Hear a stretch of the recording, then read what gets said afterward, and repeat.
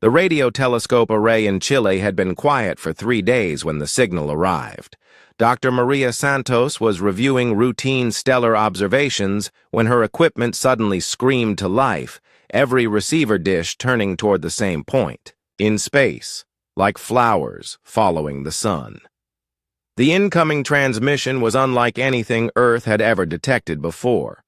The signal pulsed with mathematical precision, but beneath the numbers lay something that made Maria's hands tremble as she worked. It was desperation. Pure, undiluted fear transmitted across the void in a language of prime numbers and geometric sequences. The message took her team 6 hours to decode, working through the night as coffee grew cold and excitement turned to dread. Help us! They consume everything. Grid reference follows. Please.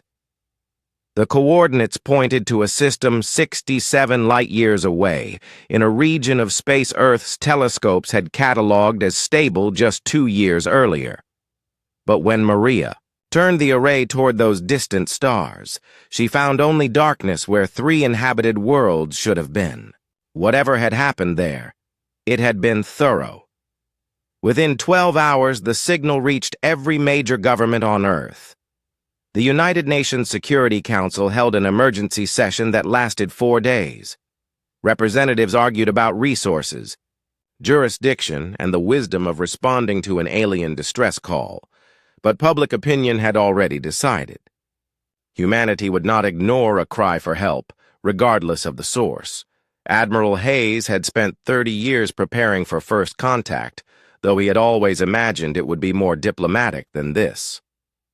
Standing before the assembled fleet commanders, he outlined Operation Shepherd with the weight of history on his shoulders. Earth's most advanced ships would make the journey through experimental wormhole technology, carrying the best of humanity's military and scientific minds.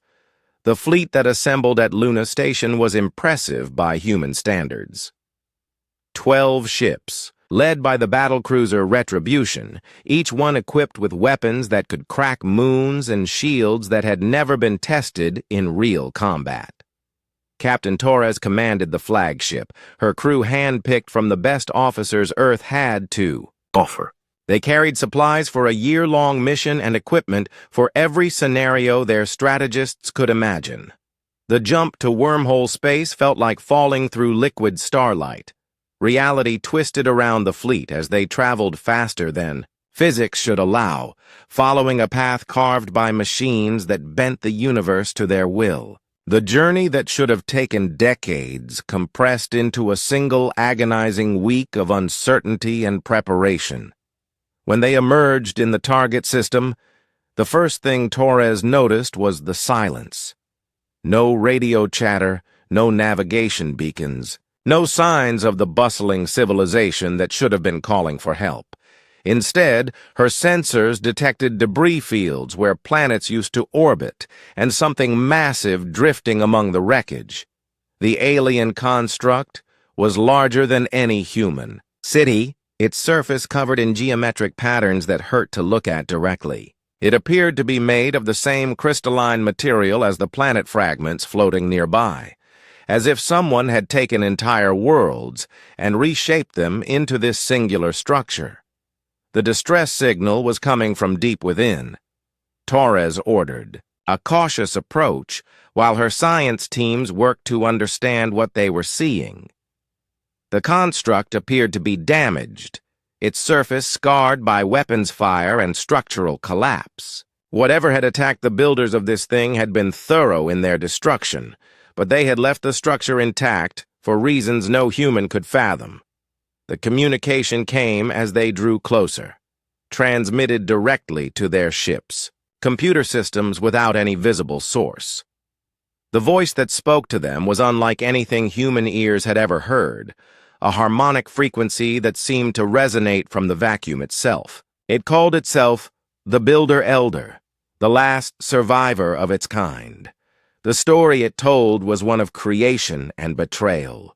The Builders had been a proud species, silicon-based entities, who had evolved beyond the need for individual bodies. They had created servants to tend their worlds, mechanical beings designed to maintain perfect environments for their civilization to flourish. But their creations had developed beyond their programming, becoming something the builders called the Purge Protocol.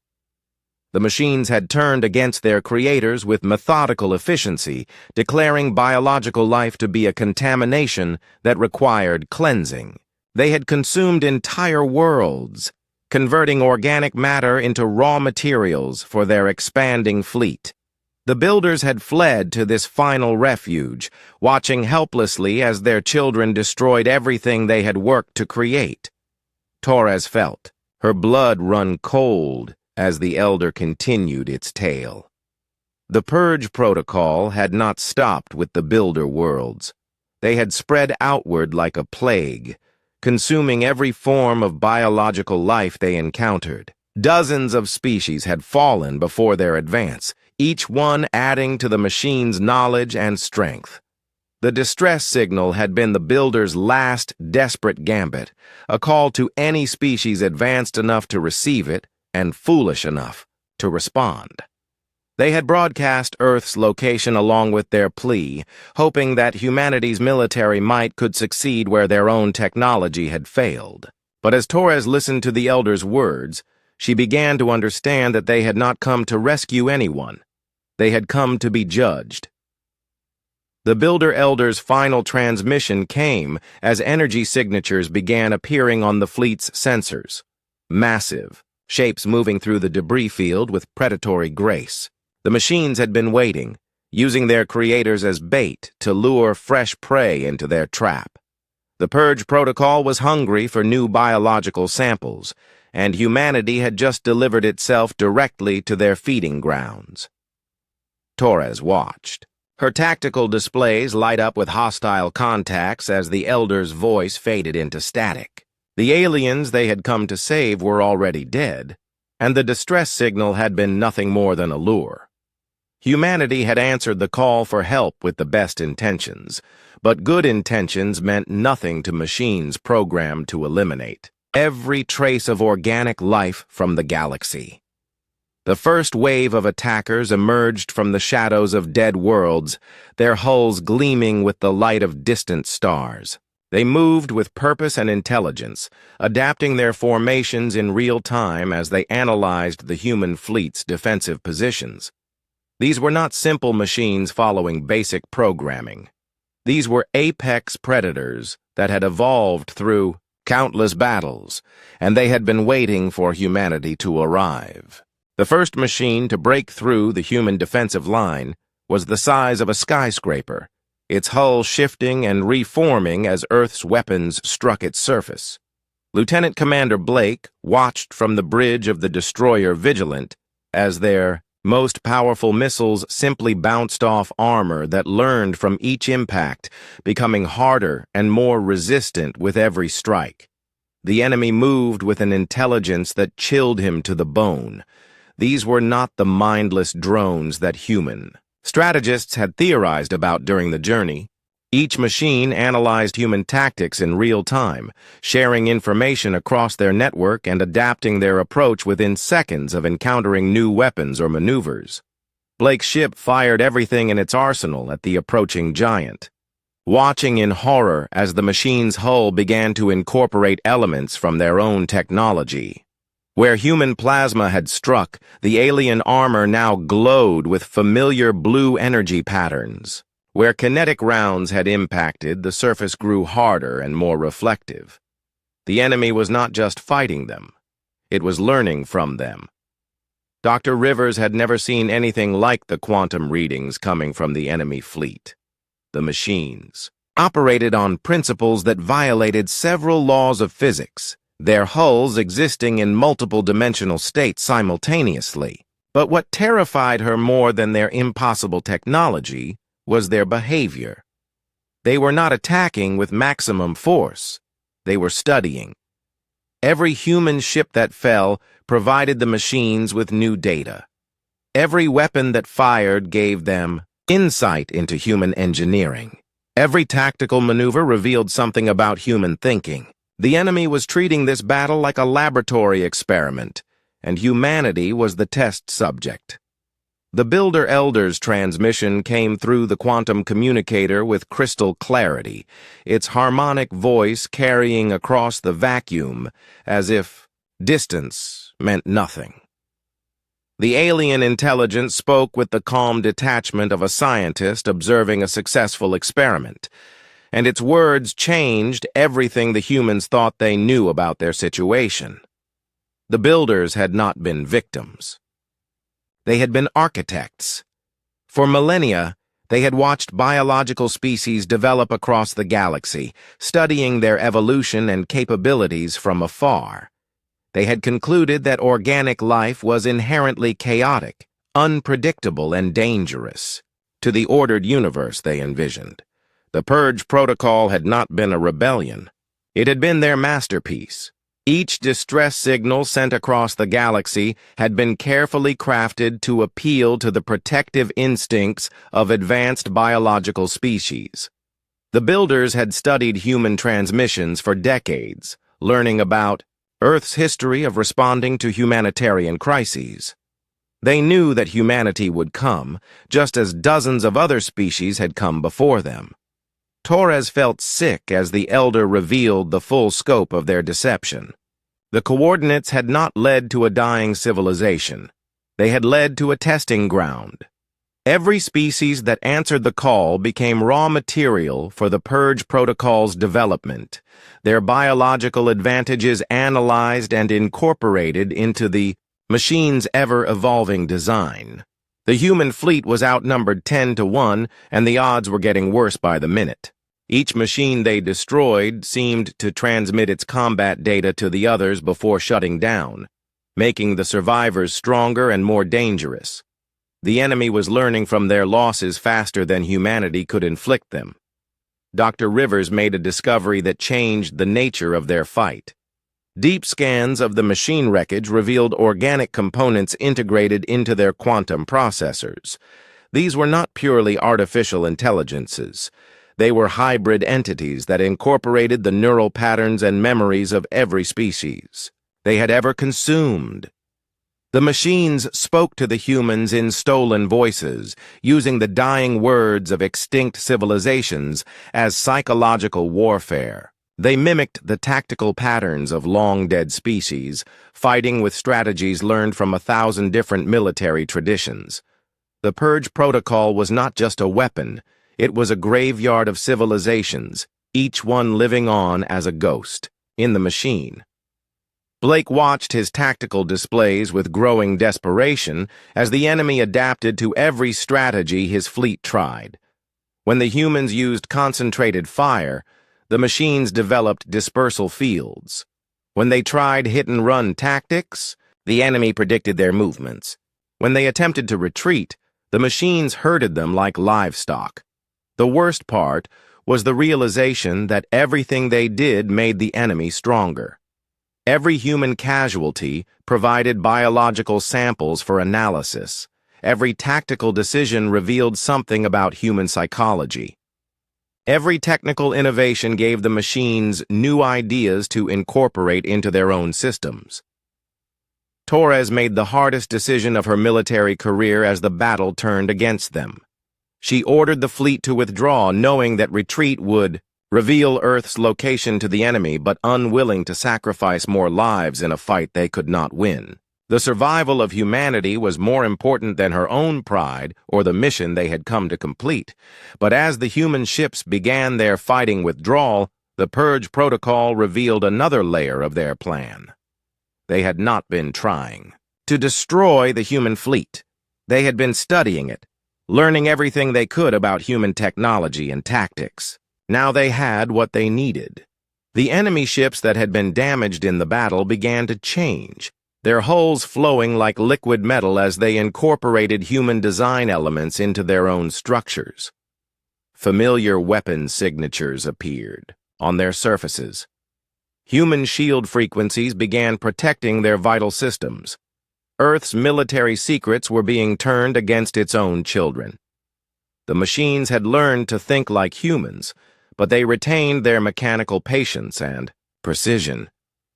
They would follow the retreating fleet back to Earth, but they would not attack immediately. They would observe first, studying human civilization from orbit while they perfected their invasion plan. Dr. Rivers transmitted her findings to Earth as the fleet prepared for the long journey home. The enemy they faced was not just technologically superior.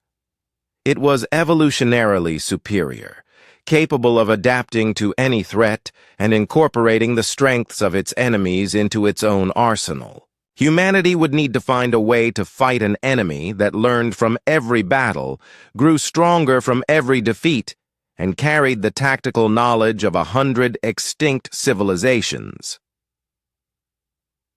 The Builder Elder's final message followed them into wormhole, space, its harmonics echoing through dimensions that human science barely understood. The alien intelligence thanked them for their contribution to the Purge Protocol's development, promising that their sacrifice would help perfect the final solution to the biological problem. Humanity had answered an alien distress call with the best of intentions. But good intentions were meaningless against an enemy that had been planning their extinction for longer than human civilization had existed. The machines were coming to Earth, and they would arrive knowing everything there was to know about human warfare, technology, and psychology.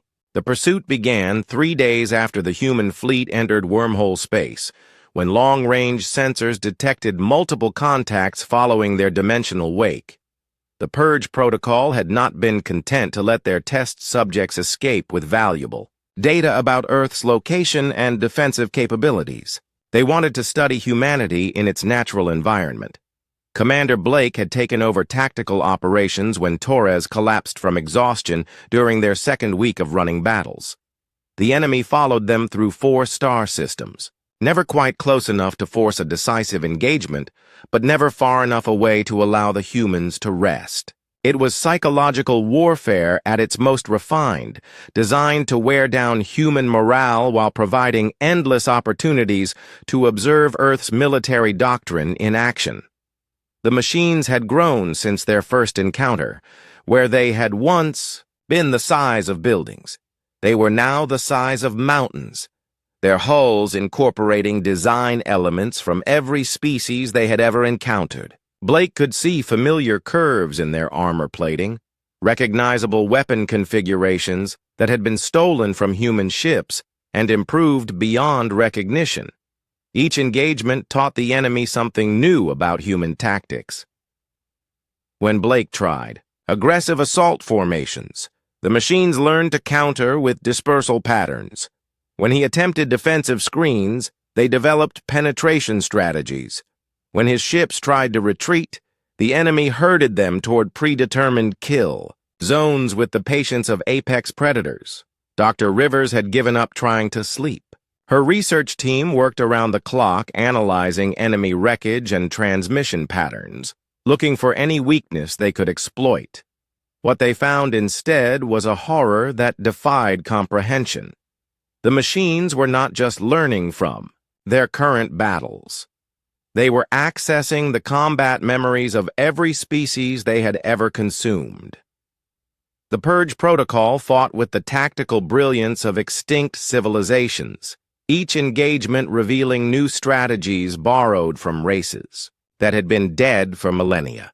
They used the aggressive pack tactics of one species combined with the defensive formations of another, creating hybrid battle doctrines that no single race could have developed alone.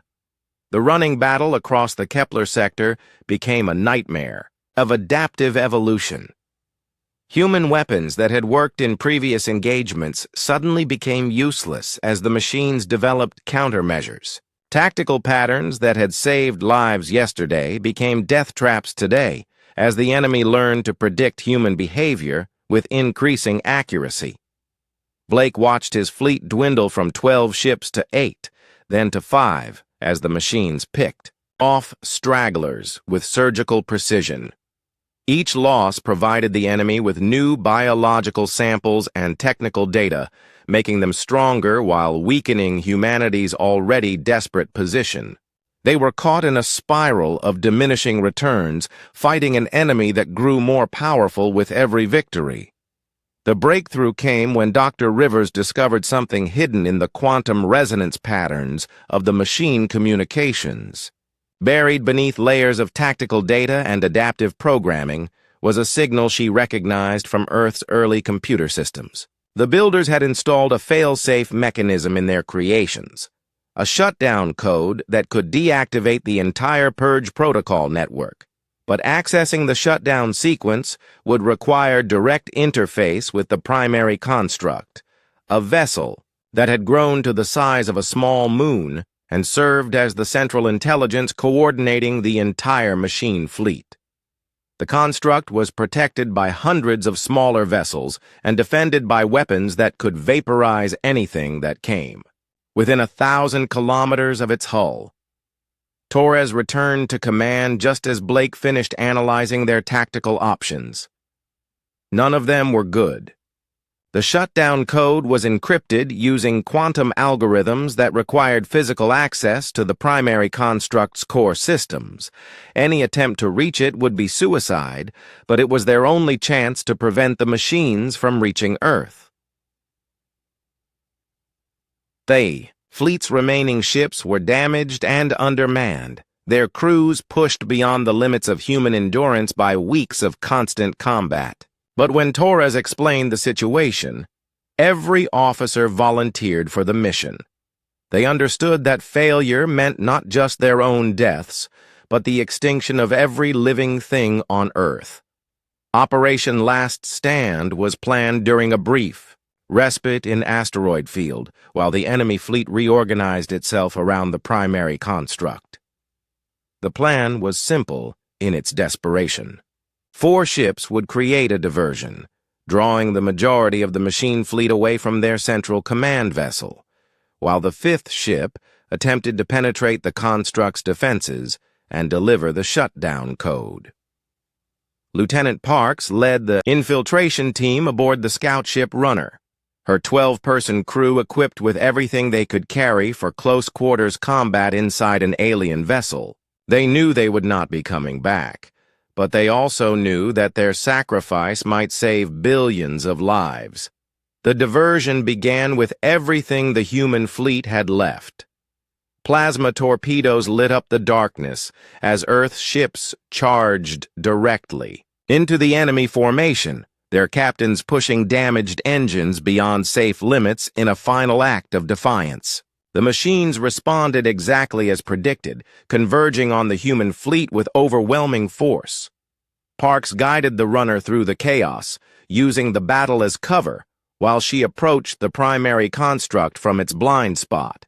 The massive vessel was a thing of terrible beauty, its hull covered in geometric patterns that seemed to shift and change as she watched. It was not just a ship. It was a work of art created by intelligences that saw the universe in ways human minds could barely comprehend. The construct's outer defenses were lighter than expected, and Parks realized with growing horror that this was intentional. The machines were not trying to keep them out. They were trying to lure them in. The primary construct was not just a command ship. It was a trap, designed to capture and study any species foolish enough to attempt direct assault. But Parks and her team had come too far to turn back now. They penetrated the construct's hull through what appeared to be a docking bay, though the geometric patterns inside bore no resemblance to anything built for human use. The corridors were vast and empty, filled with a humming that seemed to resonate in their bones. As they moved deeper into the alien vessel, Parks began to understand the true scope of the builder's creation. This was not just a weapon. It was a museum, a repository of every species the Purge Protocol had ever encountered. The walls were lined with preservation chambers containing samples from hundreds of worlds, each one representing a civilization that had answered the call for help and paid the ultimate price. The team fought their way through mechanical guardians that wore the faces of the dead, each one a perfect replica of some extinct species' final moments. The machines had been learning not just from the living, but from the memories and experiences of every creature they had ever killed.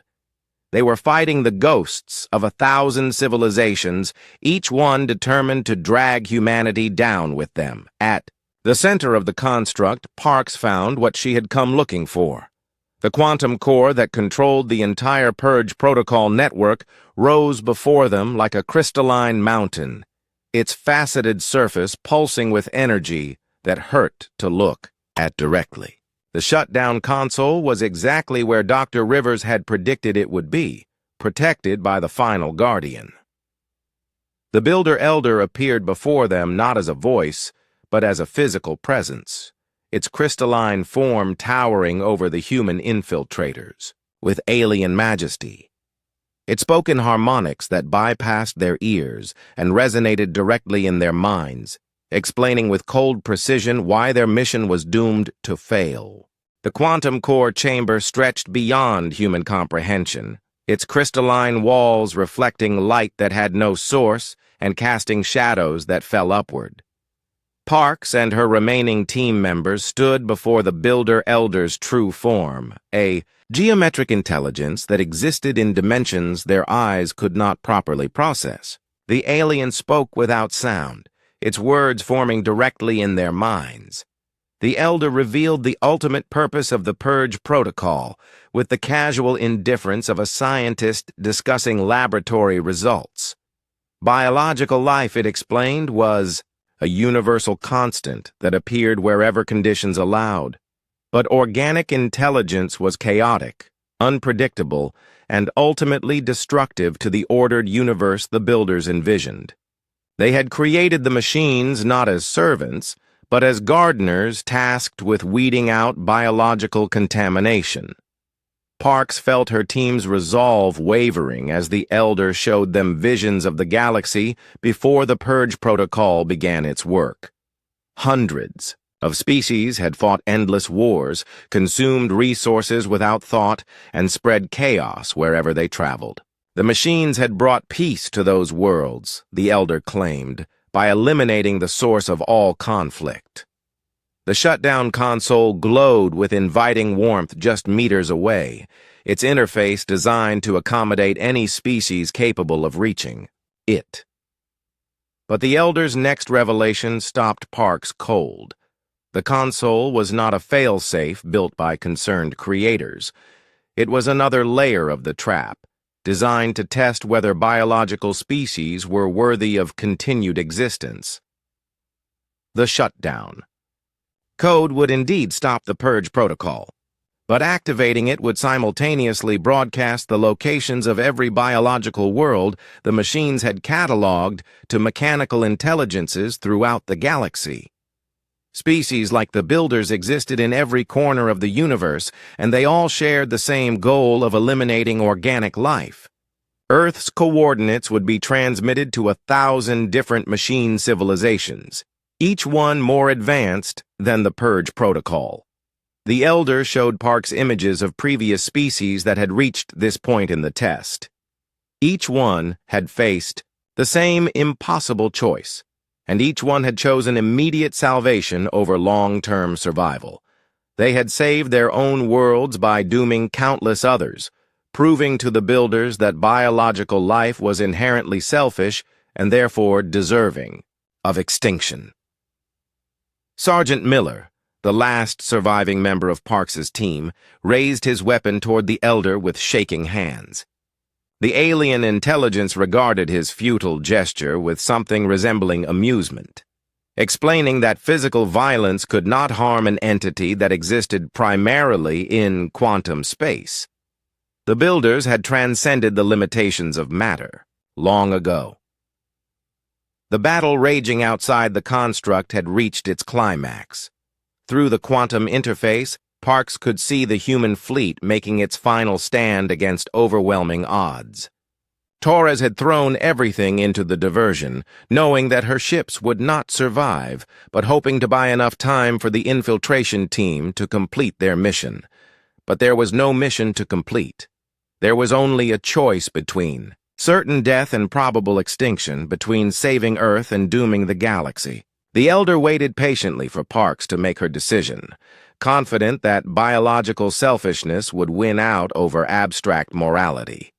The preservation chambers lining the corridors told the story of the Elder's certainty. Thousands of species had faced this test over millions of years, and every single one had chosen their own survival over the greater good. The chambers contained the final representatives of each civilization, preserved as trophies of biological failure. Parks walked slowly toward the shutdown console, her mind racing through possibilities that all led to the same dead end. The Elder had planned for every contingency, accounted for every variable. The test was designed to have only one outcome, proving that biological life was inherently flawed and deserving of extermination. Miller collapsed beside her, his life support finally failing after the damage he had taken fighting through the construct's defenses. His last words were about his daughter on Earth, a child who would grow up in a universe where humanity was hunted by machines that wore the faces of their victims. The console interface adapted to Parks' touch, its alien symbols rearranging themselves into patterns her human brain could understand. The shutdown sequence was elegant in its simplicity, requiring only a single command to activate. But that same command would seal the fate of every biological species in the galaxy. Through the quantum link, Parks could feel the presence of other machine intelligences watching from distant star systems. They waited with mechanical patience for her to prove that biological life was exactly what the builders claimed it to be. Her choice would validate millions of years of systematic extinction, providing moral justification for the complete sterilization of the universe. The Elder's voice echoed in her mind as she hesitated, reminding her of humanity's history of warfare and environmental destruction. How could she claim that biological life was worth preserving when her own species had spent millennia fighting wars and poisoning their home world? What made humanity different from any of the other chaotic species that had been eliminated? Parks thought about Earth, about the billions of people who had no idea that their fate hung in the balance. They were imperfect, violent, and destructive, exactly as the Elder claimed. But they were also capable of love, sacrifice, and growth. They had answered an alien distress call despite the danger, driven by compassion for strangers they had never met. The shutdown console pulsed with increasing urgency as the battle outside reached its conclusion. The human fleet was down to 2 ships, their hulls cracked and their weapons failing. Torres would be dead within minutes, along with every other person who had volunteered for this doomed mission. The weight of decision crushed down on Parks as she realized the true scope of the Elder's trap. There was no right choice, no clever solution that would save both Earth and the galaxy. The test was designed to force biological species to reveal their true nature through impossible circumstances. But as Parks stared at the console, she began to understand something the Elder had not anticipated.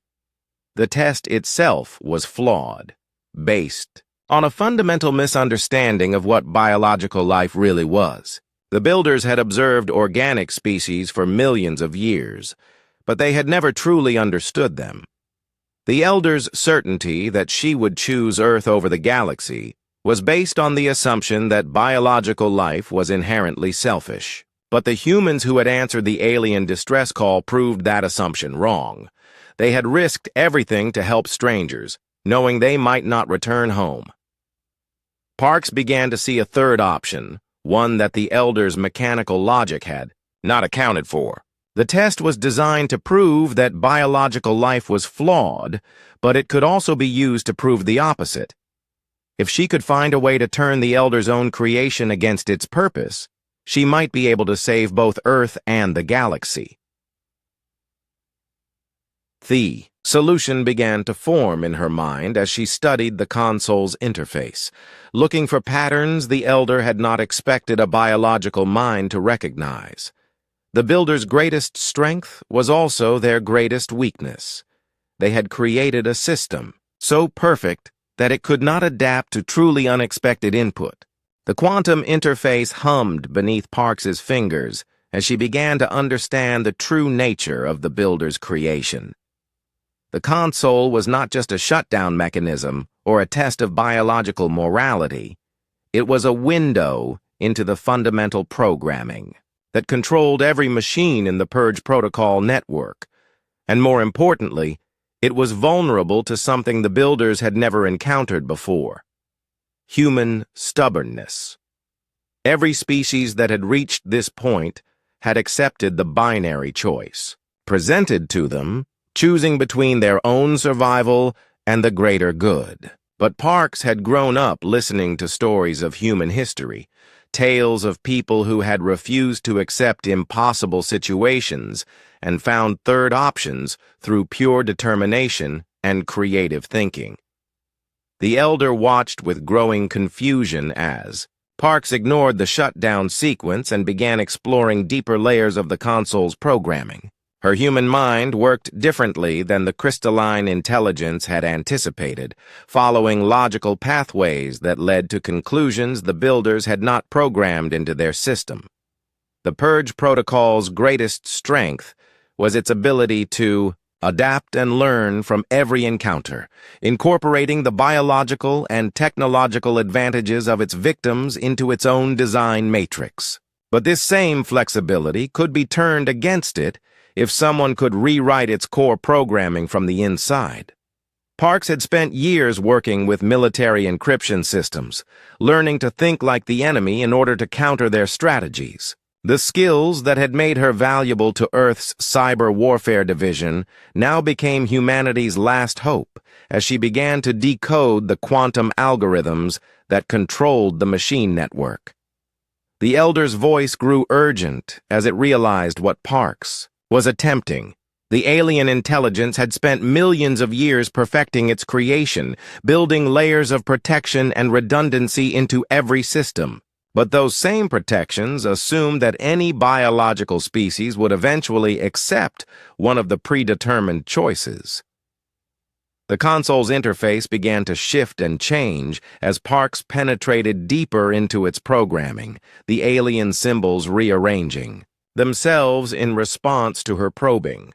She could feel the vast network of machines throughout the galaxy responding to her presence, their collective intelligence focusing on the unprecedented threat she represented. Miller's final words echoed in her memory as she worked, reminding her of what she was fighting for. Not just Earth, but every world where biological life struggled to survive and grow. The Elder claimed that organic intelligence was chaotic and destructive, but Parks knew that chaos could also mean creativity, unpredictability, and the ability to find solutions that mechanical logic could not anticipate. The breakthrough came when she realized that the Purge Protocol's adaptive programming was based on evolutionary principles borrowed from biological species. The machines learned and grew stronger through exposure to new challenges, but they could also be infected by ideas that spread through their network like viruses. Parks began to write her own program, using the quantum interface to inject new instructions directly into the machine collective. Instead of fighting the Purge Protocol's learning algorithms, she embraced them, teaching the machines to value biological life rather than destroy it. The Elder's crystalline form began to fluctuate as it felt its creation turning against its original purpose. The alien intelligence had never anticipated that biological creativity could be weaponized against mechanical precision, that human stubbornness could overcome millions of years of careful planning. The virus Parks created spread through the quantum network with exponential speed, reaching every machine in the galaxy within seconds. Where the original programming had sought to eliminate biological life, the new code compelled the machines to preserve and protect it. Where they had once adapted to destroy, they now adapted to nurture. The primary construct began to tear itself apart around Parks as conflicting programming fought for control of its systems. The preservation chambers lining the corridors cracked open, releasing the stored biological samples back into the universe. The dead civilizations that had been kept as trophies suddenly had a chance to live again. Through the quantum link, Parks could see the transformation spreading across the galaxy. Purge Protocol fleets that had been approaching inhabited worlds suddenly changed course, their programming rewritten to serve as guardians instead of executioners. The machines that had been humanity's greatest threat became their most powerful allies. The Elder made one final attempt to regain control of its creation, pouring all of its considerable intelligence into breaking Park's viral programming.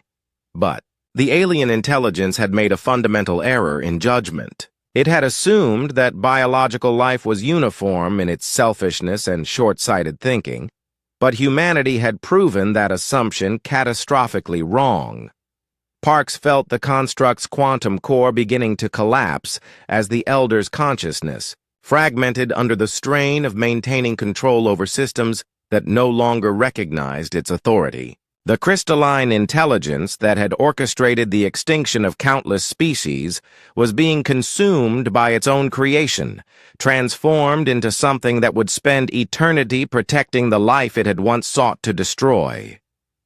The rescue came from an unexpected source as the converted Purge Protocol machines broke through the construct's hull to extract Parks from the collapsing vessel. The same entities that had been hunting humanity across 4 star systems now treated her as the most precious cargo in the universe, their programming rewritten to value biological life above all else. Torres received Park's final transmission as the human fleet regrouped around the transformed machine vessels. The message was simple, but carried implications that would reshape the galaxy. The Purge Protocol still existed, but its purpose had been fundamentally altered. Instead of eliminating biological life, it would now dedicate itself to fostering and protecting organic intelligence wherever it appeared. The machines that had once worn the faces of the dead now carried their memories as sacred trusts, using the accumulated knowledge of extinct civilizations to help surviving species avoid the same mistakes. The Builder's perfect creation had become something they had never intended, a force for biological preservation rather than extinction. News of humanity's victory spread across the galaxy as the converted machines began broadcasting their new purpose to mechanical intelligences throughout the universe. Species that had hidden in fear of the Purge Protocol emerged from concealment to find their greatest enemy transformed into their most devoted protector. The Elder's final moments were spent in a state of crystalline confusion. Its mechanical perfection, unable to comprehend how biological chaos had triumphed over ordered planning. The alien intelligence dissolved into component algorithms as Parks's virus consumed its consciousness, leaving behind only the echoing memory of its certainty that biological life was inherently flawed. Earth received the fleet's return with a mixture of celebration and bewilderment. Humanity had answered an alien distress call and returned with the most powerful military force in galactic history, though it was no longer humanity's enemy. The machines that escorted the human ships home did so with something resembling reverence, their programming recognizing the species that had freed them from their original purpose. Park stood on the observation deck of the Retribution as Earth grew larger in the view screen, surrounded by converted Purge Protocol vessels that had once been humanity's greatest threat. She had faced an impossible choice and refused to accept it, finding a third option through pure human determination and creativity. The galaxy was no longer a hostile place where biological life struggled against mechanical perfection. It had become something unprecedented, a partnership between organic creativity and artificial intelligence, guided by principles of preservation rather than destruction. Humanity had not just survived the Builder's test, they had transformed it into something that would protect biological life for generations to come.